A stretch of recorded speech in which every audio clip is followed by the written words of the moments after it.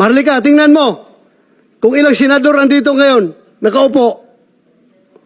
Kung nakikinig ka ngayon, Marlica,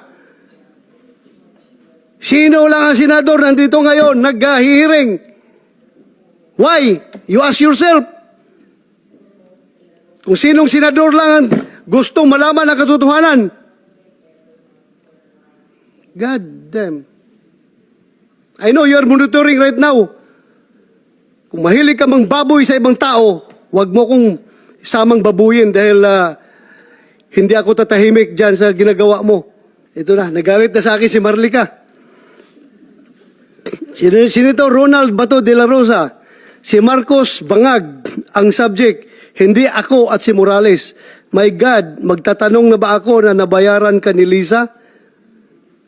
Ngayon, pati ako, tinitira na ni Marlica. Marlica, punta ka dito para pakinggan ka namin.